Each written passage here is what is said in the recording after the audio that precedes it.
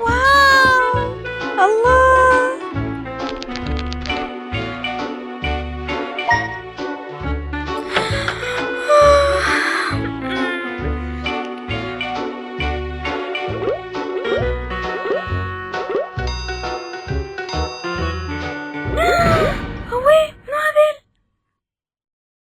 وبعد صلاة الظهر تصلي مريوم ركعتي الاستخارة. وعن الاستخارة يفيدنا الشيخ الدكتور محمد العريفي.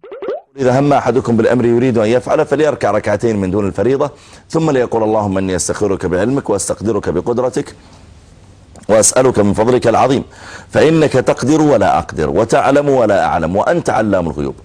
اللهم إن كنت تعلم أن هذا الأمر ويسميه باسمه خير لي في ديني ومعاشي وعاقبة أمري وعاجله وآجله فاقدره لي ويسره لي ثم بارك لي فيه. وإن كنت تعلم أن هذا الأمر شر لي في ديني ومعاشي وعاقبة أمري وعاجله وآجله فأبعده عني وأبعدني عنه واقدر لي الخير حيث كان ثم ردني به.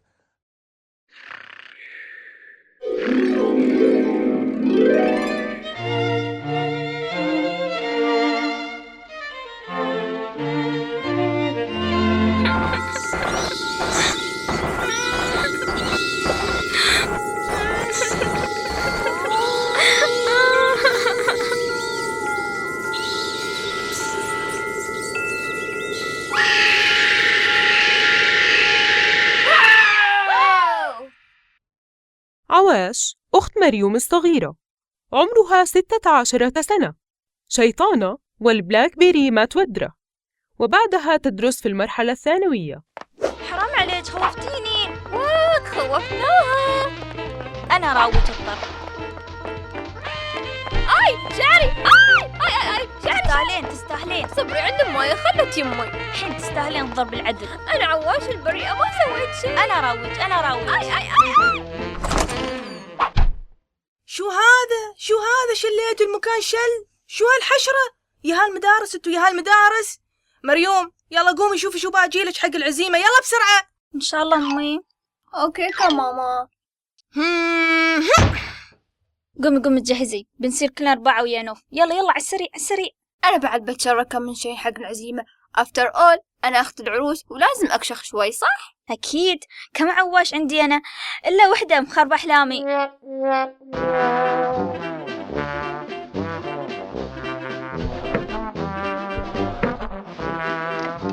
الله هذا حلو. لا هاك أحلى، تعرض هناك. أحلى. خلينا نصير هناك. لا هاك القميص صراحة دخل خاطري حلو. وش الوقت؟ يلا بسرعة. أنا عيبني هاك الشيء. لا أنا عيبني هاك. زين ناخذ هذا.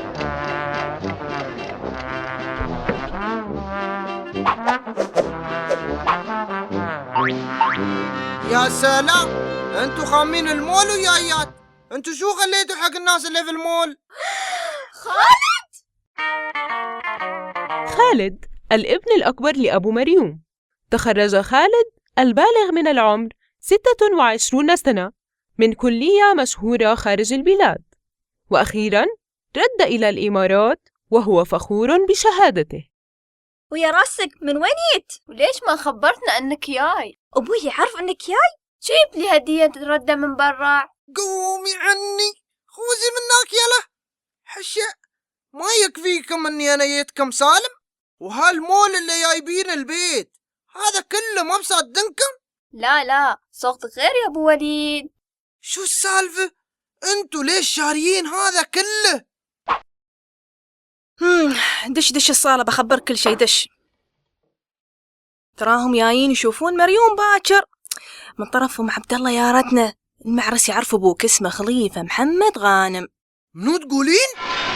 خليفة محمد غانم ما غيره.